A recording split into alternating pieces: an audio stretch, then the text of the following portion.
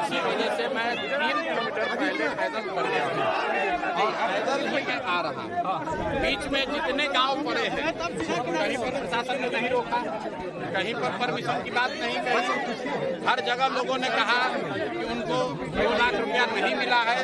हर जगह महिलाओं ने, वृद्धों ने, लोगों ने ये कहा कि यहाँ पर भारी भ्रष्टाचार हो रहा है। एक मिनट रुकिए भाई। और जितने दलित समाज, महादलित समाज के लोग मिले, उन्होंने कहा कि उनको 3 डिसमिल जमीन नहीं मिला।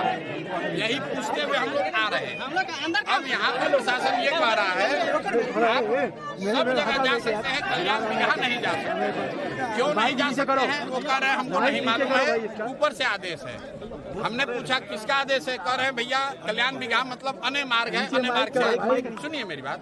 हमने उनको ये कहा है कि अगर दूसरे गांव में हम लोग जा सकते हैं तो कल्याण बिगहा में भी जा सकते हैं। अगर मैंने कानून का उल्लंघन किया है तो पिछले गांव में भी कानून का उल्लंघन हो गया, और अगर कानून का उल्लंघन वहां नहीं किया तो कल्याण बिगहा कैसे हो जाएगा?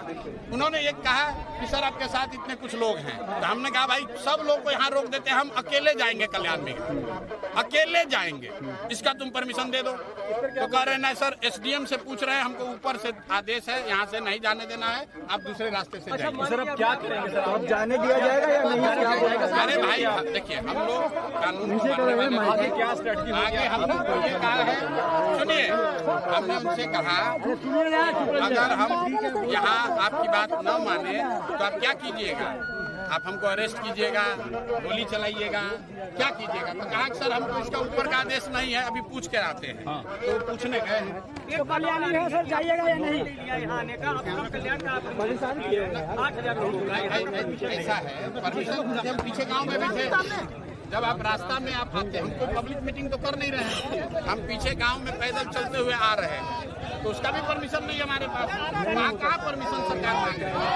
कल्याण अगर नीतीश कुमार जी ने इतना अच्छा विकास किया है, अगर कल्याण बिगहा के लोगों को जमीन के काम में सर्वे में पैसा नहीं देना पड़ रहा है, अगर कल्याण बिगहा के मांझी समाज के लोगों को जमीन 3 डिसमिल मिला है, अगर यहाँ पर सारे परिवारों को 2 लाख रुपया मिल गया, तो नीतीश कुमार को छुपाने की क्या जरूरत है? काहे डर रहे हैं? यहाँ इतना सुंदर सड़क बनाया है, हम आपको कहना चाहते हैं आपको लगता है जी ना नीतीश कुमार ने यहाँ बहुत सुंदर सड़क बनाया है, बैरिकेडिंग के बारे तो में भाई इसका तारीफ कर रहे हैं कि नीतीश जी ने इस गांव में बहुत सुंदर सड़क बनाया है। ऐसा ही सड़क बिहार के सब गांव में बनना चाहिए।